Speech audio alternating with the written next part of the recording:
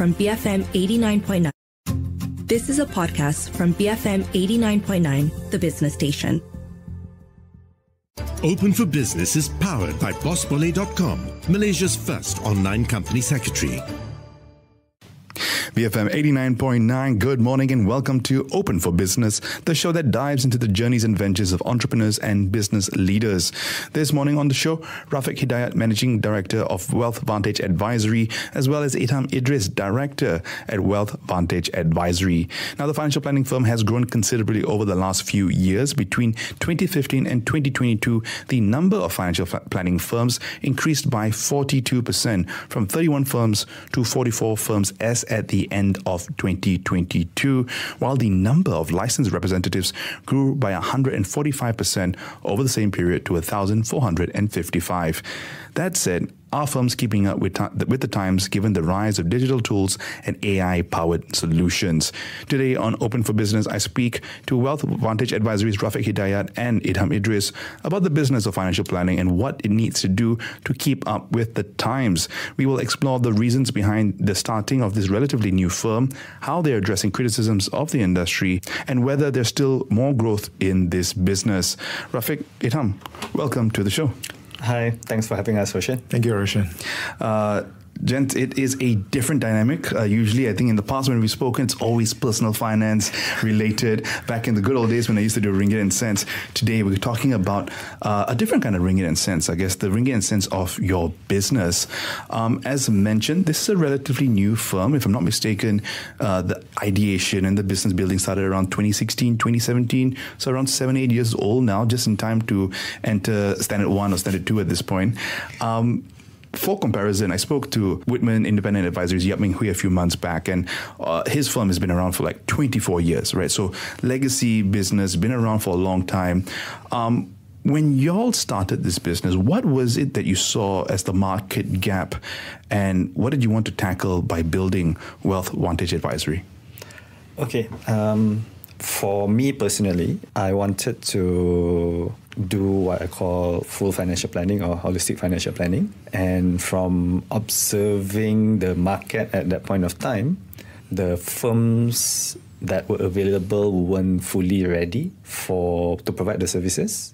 I'm not saying that they didn't provide, but it was scattered. So then that's when I was looking out and I found my co-founders, Idham and Sam. We sat down, we discussed and said, okay, let's do this. Let's do this. And in the end, we decided, okay, let's set up Wealth Vantage Advisory back then. What was the reason, I guess, that you wanted to do this focus on the holistic, comprehensive financial planning, Rafiq? I think for me personally, the story of where I found out about financial planning isn't that long ago. Actually, when I was working in my previous company, and I was doing soul searching. I was looking for what I was going to do next. So I was thinking, but I couldn't find what I was going to do next, and I was thinking of going back to work overseas to do consulting, etc. But while I was looking, something happened.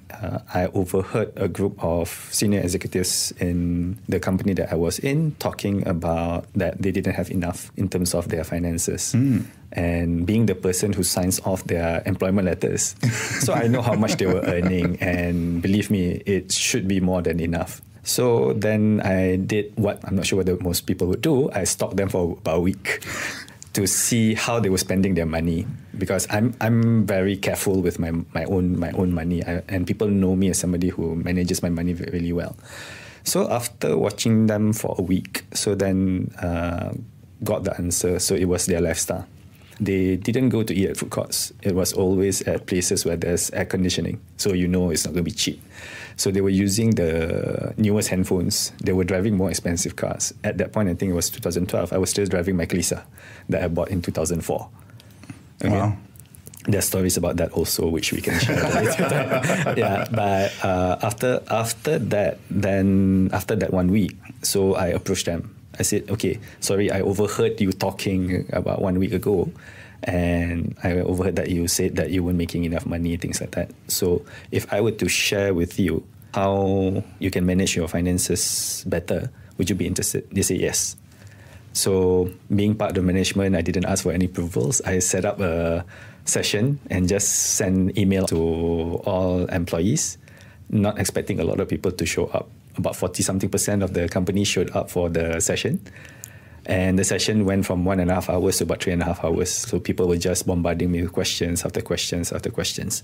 By the end of the session, one of the executives that I stalked early on came to me and said, hey, thanks for sharing this. This is the first time somebody has shared this with me. And I think this is a very good thing and you should continue doing it. So that was my eureka moment. And I started doing research. Then I found out about this thing called CFP at the point of time. So that's how I started. That's the snowball that became an avalanche in time. Yes. And it also sounds like you kind of already did a little bit of market research there and then. Yes. you had a captive audience of corporate people that you could put together, which is kind of the target market, I guess, for financial planning services. And you saw that there was interest. Now, whether that could be monetized is a separate issue, and we'll talk about that a little later, Rafiq. Idham, you were already in the financial services industry. You were in insurance and unit trust, if I'm not mistaken, similar to Sam. What, I guess, drew you to what Rafiq was doing here? Or I guess, how did you guys meet and start Wealth Vantage Advisory? I think I started becoming a unit trust consultant around 2003, right? And I think after 10 years in the business, and during that time I already got my insurance license and all that, I have clients who were with me for many, many years, right? 10 years, 11, 12 years. And, you know, they keep coming back to me with questions other than what I can provide to them, like the unit trust funds or insurance products or things like that. So they're asking questions like, do you think, you know, I should get this loan? Or what do you how do I plan for my children's education? Where do I save my money? You know, I have this money sitting around, you know, how much should I put aside? So all this while I've been giving like, you know, general advice, yeah, but it's not really the best way to do it, I would say. And at that time, I didn't really have the knowledge. So similar to Rafiq, I went online and Googled, you know, what is this like financial planning, right? I keep hearing people saying about the business of financial, or at least doing financial planning, how other countries are doing it. And then found out about the certification, the SCFP and RFP. So I think for me, it's taking that next step to just upgrade my knowledge so that I can provide better service for my clients. But then after getting the certification is where I found out that, oh, actually there's another level to this, is where you can actually set up your own firm and provide these kind of services that the clients are looking for. And I think that's where, you know, when I talked to Sam and we also got to know about Rafiq, that we found out that we had similar values in terms of what we wanted to pursue and you know, achieve for Malaysians out there. And, you know, I think that's where it all started. So there was this common ground. How did you take this common ground and then turn it into a financial planning firm? So when we first started, I think it started actually with Sam. Right, and Sam wanted to see whether is there a better way to service clients, right? Is there a better way to provide better advice? So we started with what we call need-based product recommendations, you know. So rather than, you know, just going out and meeting clients and just promoting the latest and greatest, we just focus on, you know, doing proper calculations. Or that's what we call need-based, right? And then from there, we sort of felt that, okay, a lot of people need this kind of service. So we tried to train our team members at that time, right, at the agency. And from there, only a few like took a liking to it and, you know, felt that it's something that can help them move forward. But then when we met Rafiq is when we thought about, hey, why don't we just set up a proper structure and put in place a proper, how to say, service, right? A service offering, a financial planning service, right? But still at the time, we were still like trying to figure out like, how do we do this? Because to be honest, we didn't really have a proper template. There's theories, right, that we learn in CFP or RFP classes or anything like that, and maybe what other firms are doing, but it's just theories, So in fact, what happened was I was on holiday in Perth and met up with one of my relatives there, my wife's relatives. We were just there visiting. It was on holiday. No plans to talk about business or anything like that, right? And she was one of the senior management for one of the financial advisory firms in Australia. So on that day after, it was during Puasa month. So after Puasa, after breakfast, I started bombard her with all these questions, right?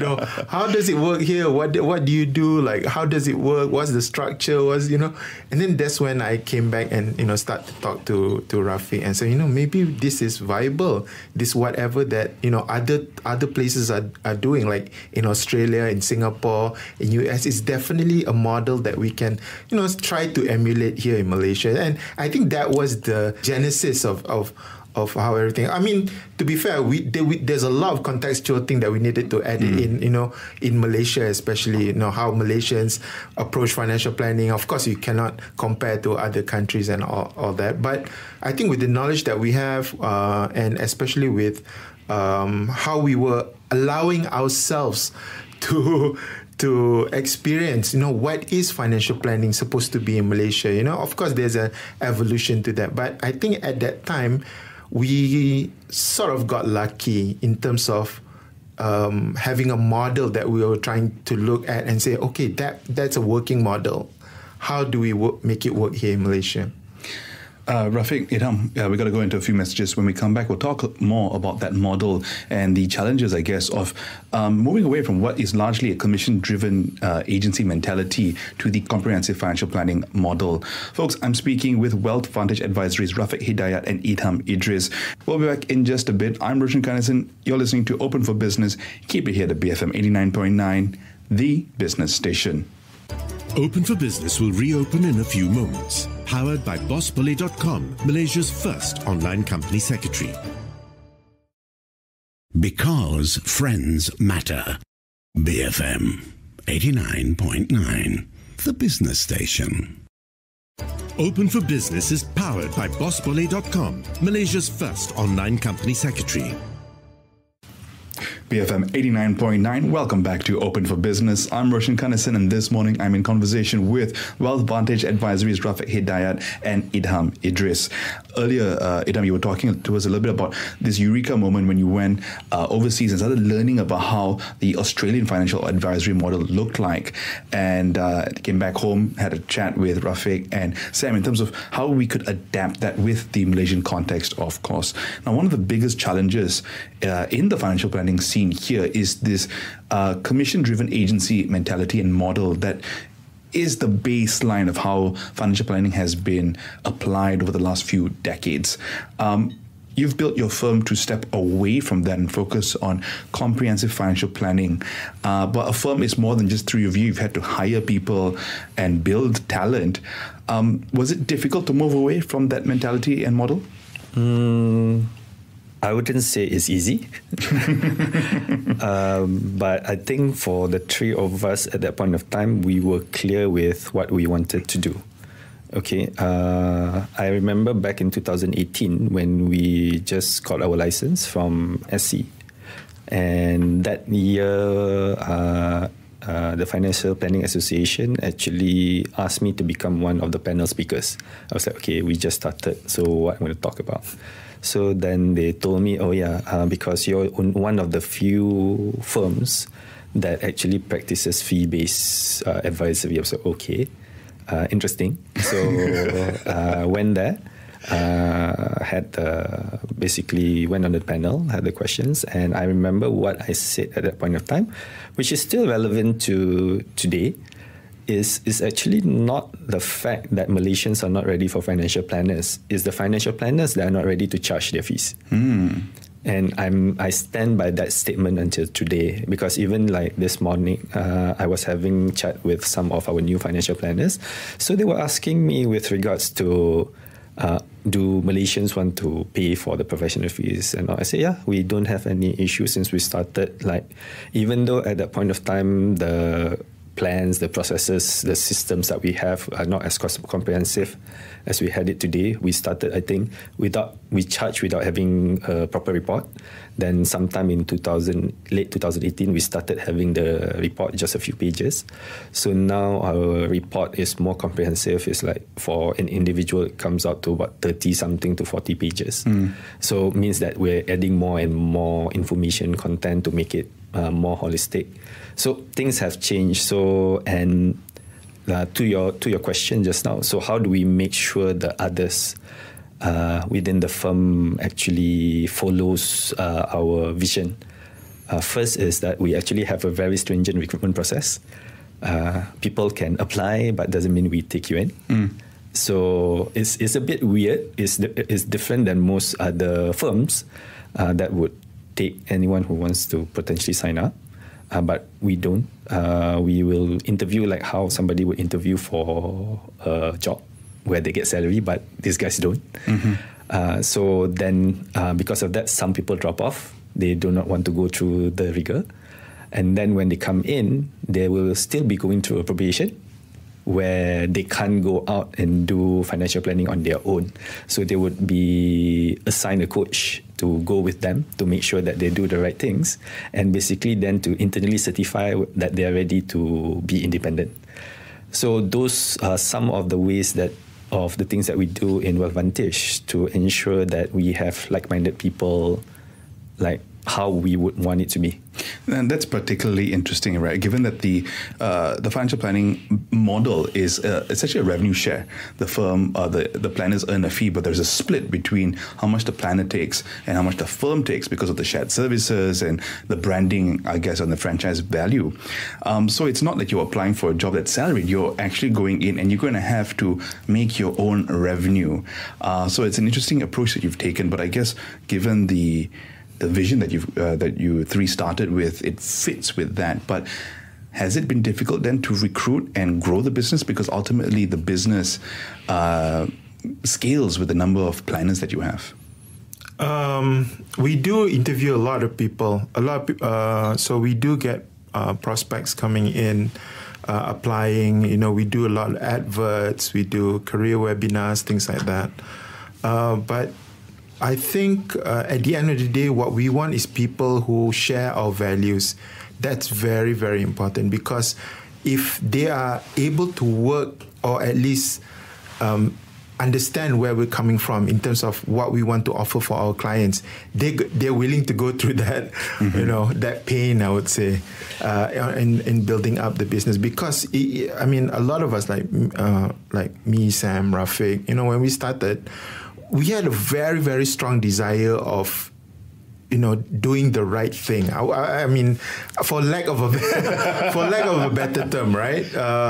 Making sure that we're doing the right things. I mean, what kind of service that we can give to our clients that will make them say, "Wow, this is what financial planning is all about," and we're looking for those kind of people, those kind of advisors that really want to give the best to their clients, you know, and making sure that they're able to recommend the best service, the best product, solutions, whatever. Yeah. So yes, it has been difficult, but I'm proud to say that, you know, people that come in are people that we really, you know, want them in, you know, rather than any Tom, Dick, and Harry. In fact, one of our recruitment stages that we go through, you know, when we talk to our candidates, is that please feel free to go to other firms, you know, and interview with them before you come back to us. So at least we know that, you know, even after they've gone through and come back to us, means that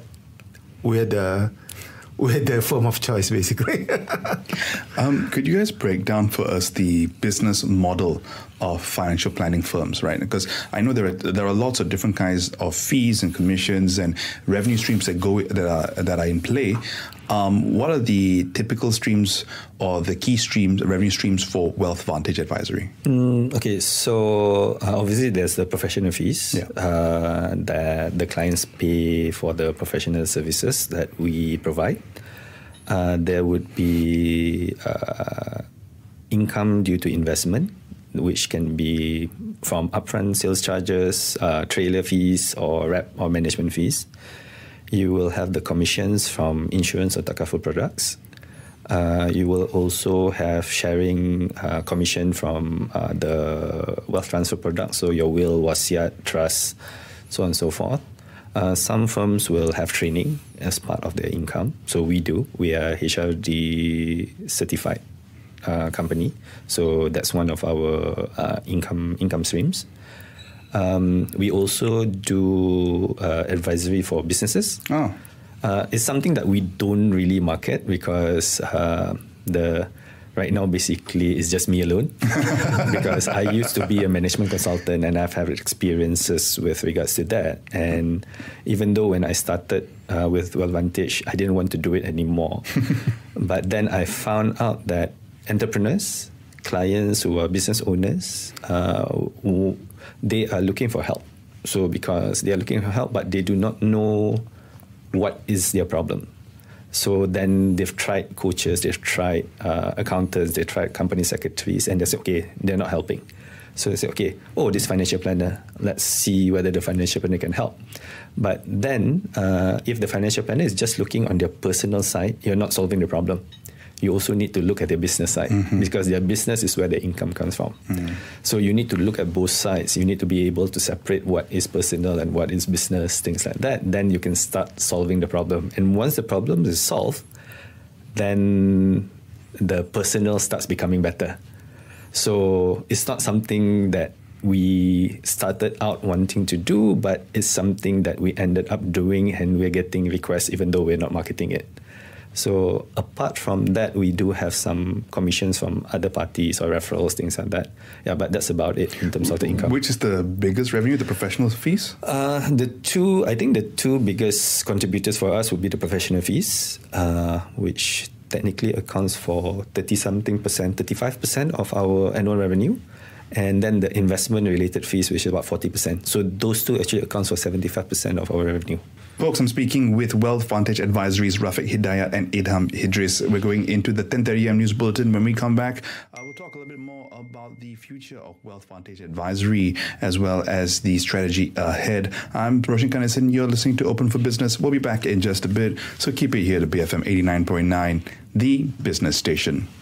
Break down for us the business model of financial planning firms, right? Because I know there are lots of different kinds of fees and commissions and revenue streams that are in play.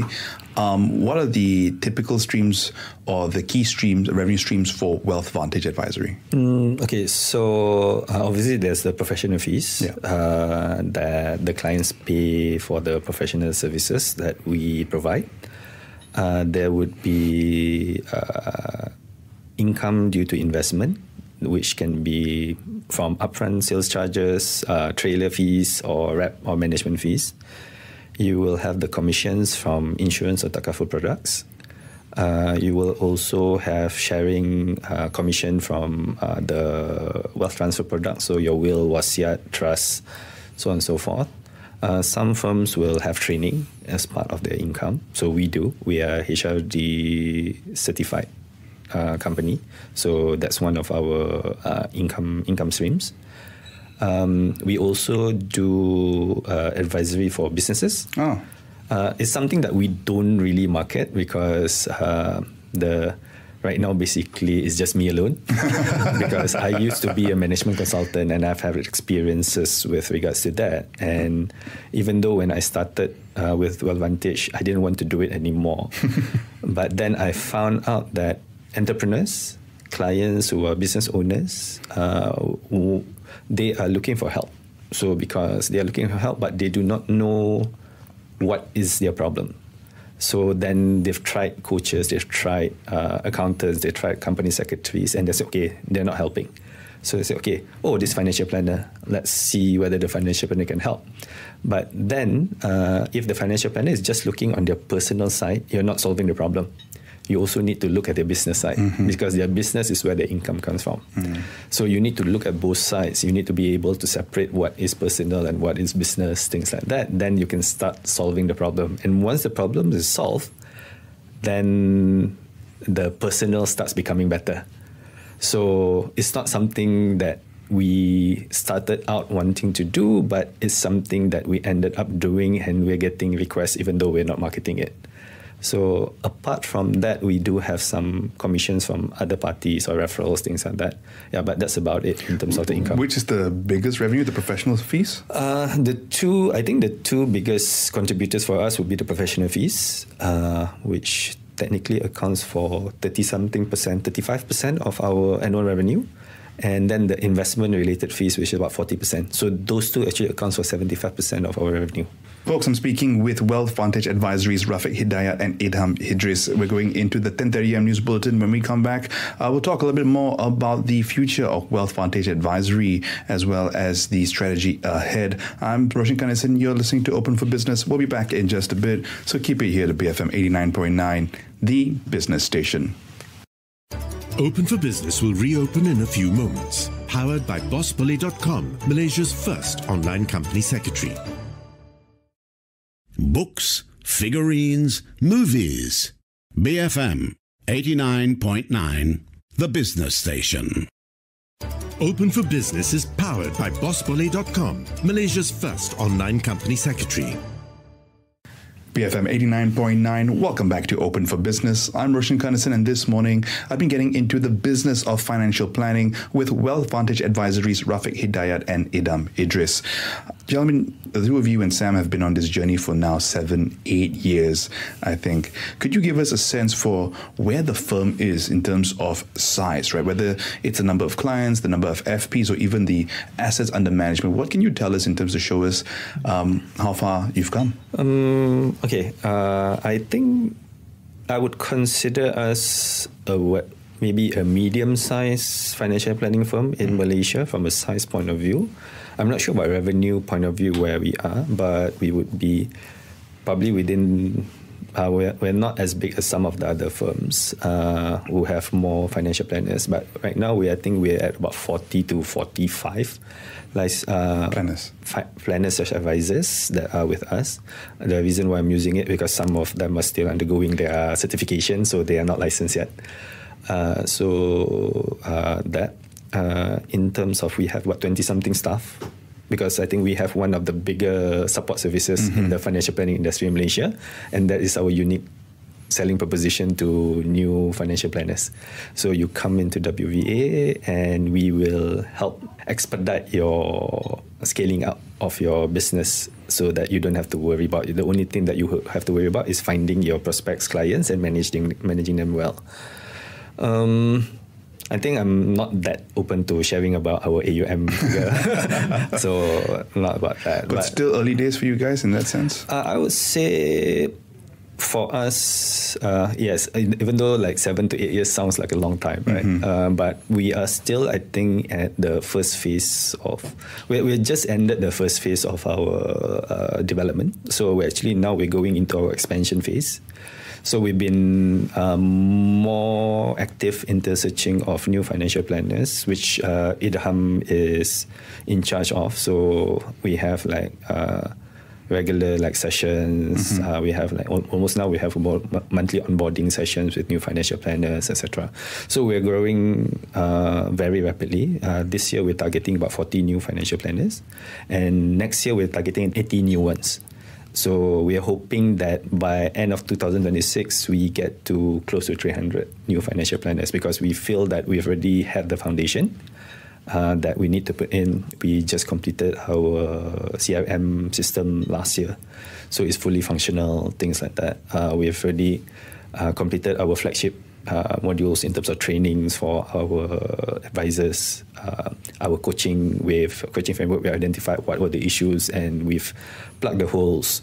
So I think we are ready to expand. So we hope to get back on track, because obviously MCO did put a damper on our growth.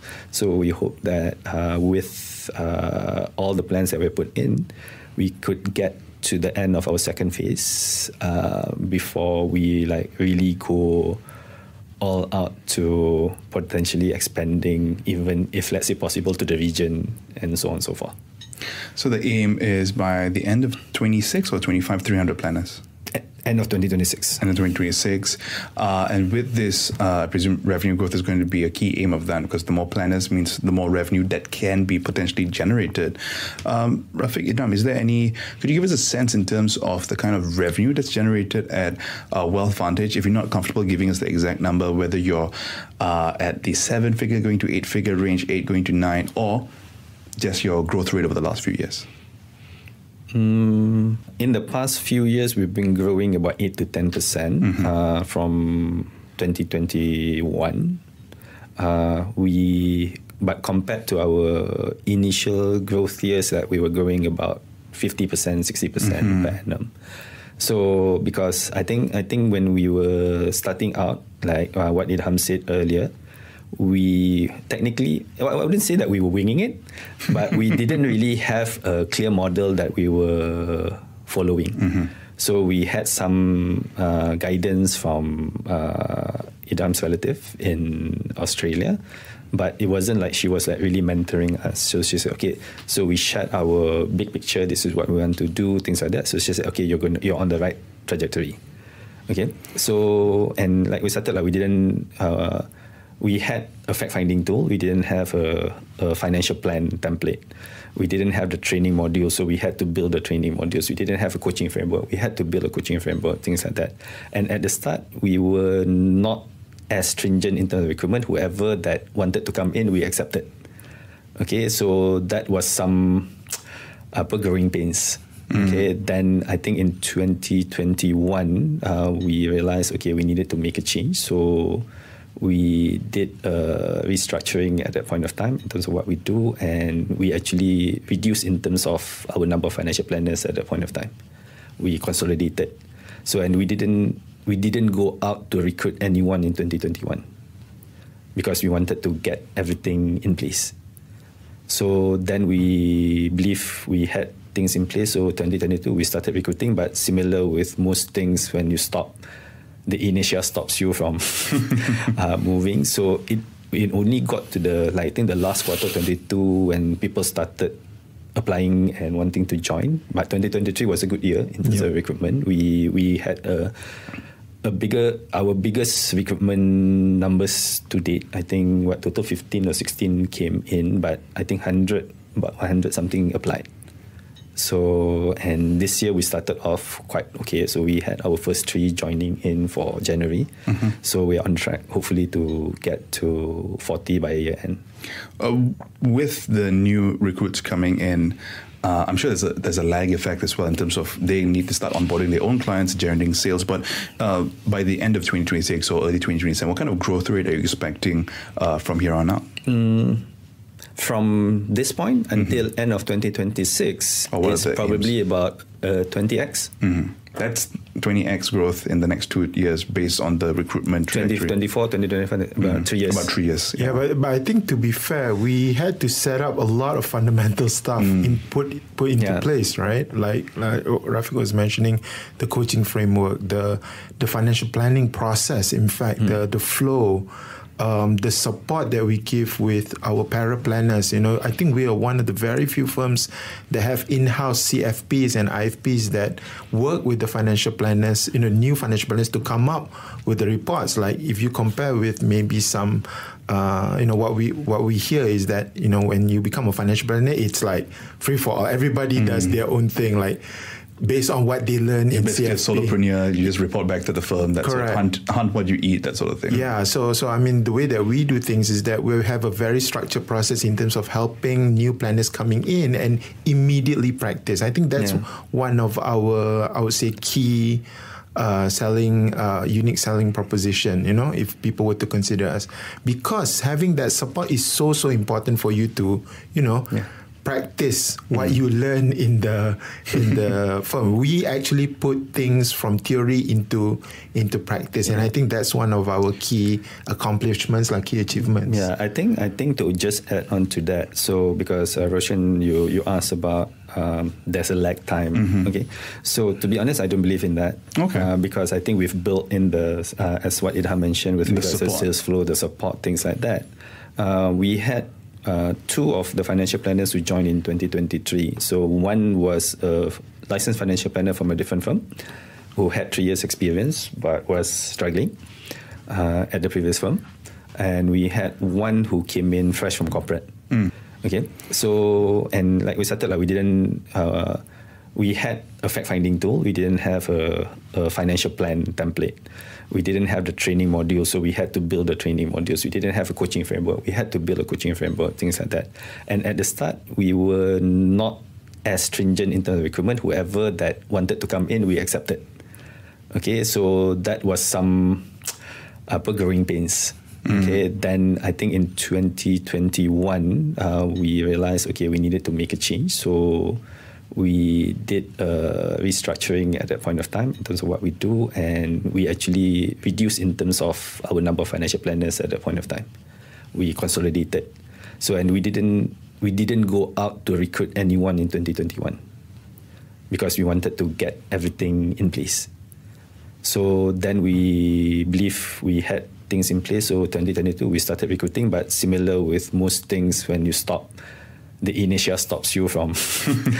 It only got to I think the last quarter 22 when people started applying and wanting to join. But 2023 was a good year in terms of recruitment. We had our biggest recruitment numbers to date. I think total 15 or 16 came in, but I think about 100 something applied. So, and this year we started off quite okay. So we had our first 3 joining in for January.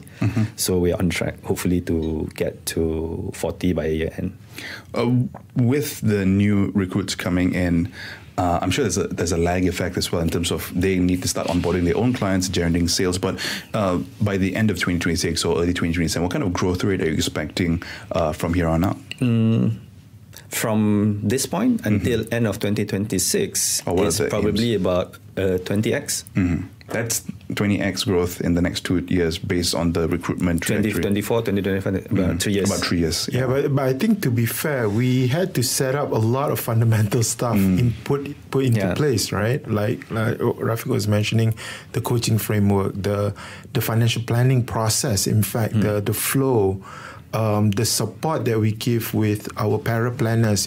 I think we are one of the very few firms that have in-house CFPs and IFPs that work with the financial planners, new financial planners, to come up with the reports. Like, if you compare with maybe some, what we hear is that, when you become a financial planner, it's like free for all. Everybody does their own thing, like, based on what they learn in CFP. Solopreneur, you just report back to the firm. That's sort of hunt what you eat, that sort of thing. Yeah, so I mean, the way that we do things is that we have a very structured process in terms of helping new planners coming in and immediately practice. I think that's one of our, I would say, key unique selling proposition, if people were to consider us. Because having that support is so important for you to, practice what you learn in the firm. We actually put things from theory into practice, and I think that's one of our key accomplishments, like key achievements. Yeah, I think to just add on to that. So because Roshan, you asked about there's a lag time. Okay, so to be honest, I don't believe in that. Okay, because I think we've built in the as what Idham mentioned with regards to sales flow, the support, things like that. We had 2 of the financial planners who joined in 2023. So one was a licensed financial planner from a different firm who had 3 years experience but was struggling at the previous firm. And we had one who came in fresh from corporate. Okay, both were the top performers in their respective group last year. So they both got actually 20 new advisory paying clients. Wow. Within the first year. So it's possible. It's possible. So I tell this to the financial planners in our firm. I said, the firm is here to go as fast as you want to go. Okay, I think like it was like last year we used this phrase like, okay, so we are looking, we have the F1 cars ready. We're just looking for the drivers. You've built this scalable, supportive base that now you just need the F1 drivers to step into it. Yes. All right. Whether it's a Red Bull or a Mercedes, we'll find out later on. Malaysia. Gentlemen, we've got to go into one more ad break. When we come back, we'll talk a little bit about some of the strategies to drive growth. I think recruitment is a key part of that, but also what the future of WVA looks like. Folks, I've been speaking with Wealth Vantage Advisory's Rafiq, Hidayat and Idham Idris. I'm Roshan, Kanesan. You're listening to Open for Business. We'll be back in just a bit, so keep it here at BFM 89.9, the business station. Open for Business will reopen in a few moments. Powered by BossBully.com, Malaysia's first online company secretary. Bulldozing fine measures. BFM 89.9, the business station. Open for Business is powered by BossBully.com, Malaysia's first online company secretary. BFM 89.9. Welcome back to Open for Business. I'm Roshan Kanesan, and this morning I'm speaking with Wealth Vantage Advisory's Rafiq, Hidayat and Idham Idris. We were talking earlier about the importance of recruitment and the growth that you're looking ahead. You've built this scalable, supportive machinery over at WVA, and which you say is able to support your recruitment efforts going forward, because for financial planning firms, recruitment is really what drives growth going forward. What else do you see as growth drivers for Wealth Vantage Advisory in the next few years outside recruitment? The financial planning business itself, honestly, because it's such a blue ocean. I mean, another cliche, but it is like a lot of people are just looking for this kind of service. I mean, we hear it all the time, and that's why we're so confident in terms of, when new recruits coming in, they're asking questions like, is there people willing to pay?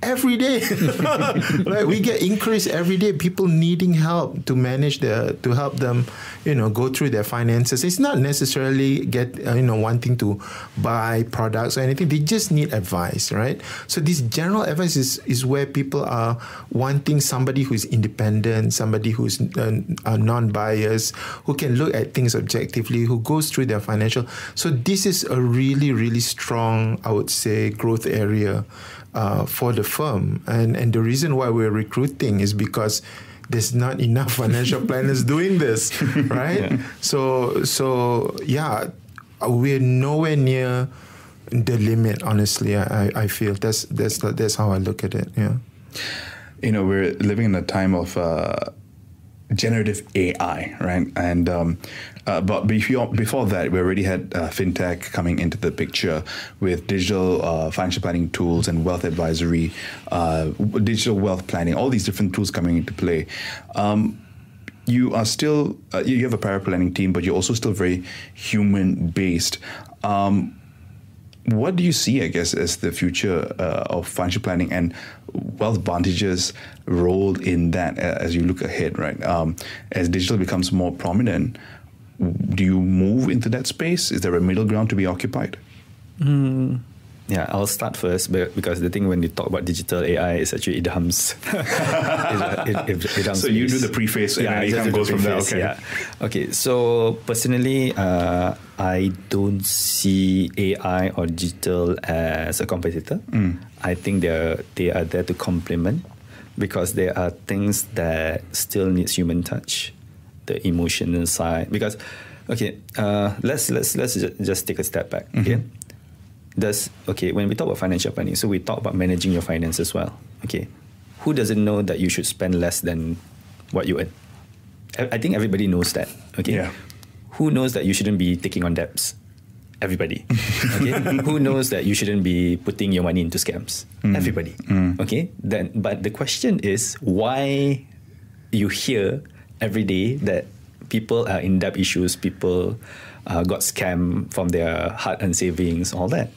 Okay, so the question is, would then AI, digital, would be able to help that? No, it won't, because you're talking about human behaviors. You're talking about their psychology or their preference when dealing with money, because how they grew up, how they view money, things like that. So this then requires a human interaction to basically explain to them, to show to them, to understand from their point of view also why certain things are happening, so that you can then give solutions that maybe is not ideal, but it works. Whereas when you talk about AI, things like that, so you're talking about, okay, this is the ideal scenario. You follow the ideal scenario, but it might not work for that person because it doesn't take into account the emotional aspects of it. The behavioral aspect, right? Because if theory worked, we'd all be billionaires with washboard abs. I think that's the saying from I think it was Tim Ferriss who wrote this years and years ago. Have you been integrating these technological advancements into the business? I think what we're doing a lot of is with our coaching and training. One of the things that we were exploring is using AI to understand, like for example, you transcribe what we call a discussion, right? Yeah. I think Zoom has this right now, right? Where after a meeting, they send you a summary of the meeting, right? So I think that's very helpful, because at that point in time, you kind of use AI to help you like catch certain things, or at least see where the discussion headed, or what are the things that was important for the client, which you might have missed out when you're not writing down notes or whatever, right? So I think a lot of our planners now, I would say maybe 50-60% are meeting online, right? And that's where we can see like tools like generative AI can help, because they do the meeting summary. They can give you more details in terms of what was discussed, and allows you to sort of like go back to the client and say, okay, this is what we discussed, this is what we needed you to do, and all that. So I think, especially with the MCO, this is something positive that came out of that, where, we were able to service more and more people, along with this help from AI, allowing us to give better advice and at least making sure that we have all the bases covered. The three of you have been, including Sam, have been running this firm for 7-8 years now. What does the future of Wealth Vantage Advisory look like? It's still early days. Yeah. I mean, we're 7-8 years, like Rafiq mentioned, we're still at just after the first phase of, putting things in place, and we're still growing, And I just feel like there's so much headroom for us to grow, with new people coming in and clients to experience our service. At a certain point, we have. I mean, at this point, even we have clients all over. Advisors all over Malaysia, right? And they're starting to build up. We're building up the northern team now. We have the Sabah and Sarawak. We also have a office already expand in Kota Kinabalu, right? So it's one of the growth areas that we see. So we're still very early days. I mean, I'm sure that if you want to talk about the future that we envision, at the very least, I feel like we should have an office in every state. I mean, that makes the most sense, right? But like I mentioned, I think a lot of people need this service, need financial planning. They just haven't received the right, they haven't experienced the right service yet. And I feel that Wealth Vantage can bring them that service offering. Yeah. Rafiq, anything you want to add to that? Yeah, so I think I just want to add one more thing to what Idham said. So, if we go back to WVA's vision, we want to be the firm of choice for advisors, for clients, for staff. So basically, people would choose us for any. So how I would translate that for laymen, I also ask this, okay, when you talk about banking services in Malaysia, okay, what would be the one or two banks that you would think about when you talk about banking services? Let's not name names here, right? But I want people, when people talk about financial planning in Malaysia, like a few years from now, the first name that will always come to their mind is Wealth Vantage Advisory. So that's my future vision in terms of the company. longer term, at some point you will need to retire, whether that's 10 or 20 years down the road. Do you see a place where, this is a M&A kind of situation? Do you want to IPO this company at some point, or is that something that's still TBD? I think we are not closing off any potential outcomes. Okay, so we do get inquiries on every year on whether we would like to merge or we would like to be acquired, things like that. We recently also, in the past 2-3 weeks, we got from a startup saying, okay, do you want to partner with us, things like that. So which I generally, I just laugh it off, because I tell Sam and Idham and Steve, our other partner who came in later, it's like, okay, if let's say the offer doesn't come starting with 9 figures, I'm not interested. Yeah. So I'm just saying it needs to start with 9 figures, but even then, that doesn't mean we're going to sell. Okay. So, and I've also said this to anyone who want to hear. So to be honest, I don't see what I do now as a job. I see it more as something that I enjoy to do as a hobby, and a hobby that pays. So I think I have the best of both worlds here, and I will continue to do what I'm doing now, not running the company, but financial planning itself, until people stop wanting to engage me. So as long as there are Malaysians out there or individuals out there who are willing to engage me as a financial planner, I will be more than willing to continue doing this.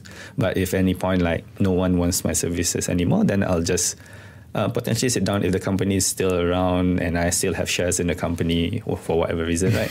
Then I'll just take the dividends and just rest. Probably, hopefully, Idham and Sam is still around and we can have chit chats about how we started and where we are, things like that. Yeah, so the good old days. Yeah, the good old days. Yeah. So that's I think that's from my point, because it's too early to say. It might be once we get to the point, okay, certain things might change. So certain regulations might come in. So we do not know, because I think from the regulation point of view also it's evolving, because it's something relatively new. Because as you said earlier, so most of starting financial planning is agency based. So the regulations also stem from there. We've had sessions where we had open sessions with the regulators in terms of to share how we practice things like that, and we're getting understanding, okay, so this is how it should be moving forward. So we do expect regulations are going to evolve. So that might also change certain ways of how we operate. So I can't give you a direct answer. No, for sure. And again, like you said, it's early. Although it is still early, any ambitions to list the company someday? Oh, if only. If only, yeah. So yeah, you can see all people who have startups and etc. So that's their own goal. Okay, how to exit, things like that. But to me, and I believe Idham and Sam, we are looking to create value. So we're not just looking to create value for our shareholders, but looking to create value for Malaysians in general. So because if just now I think you were joking, okay, if everybody knows what to do, they'll be billionaires, right? So we're hoping to create at least a generation of multimillionaires in the future, so that so maybe in the future we don't have this classification of T20, M40, B40 anymore, because everybody's a millionaire. Yeah. Gentlemen, it's been a pleasure speaking to the both of you. I wish you all the best going ahead. Thank you so much for your time. Thank you.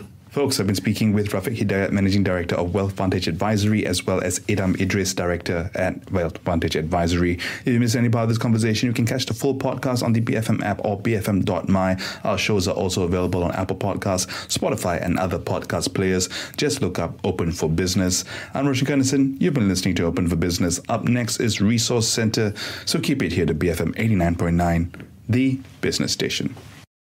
Are you open for business?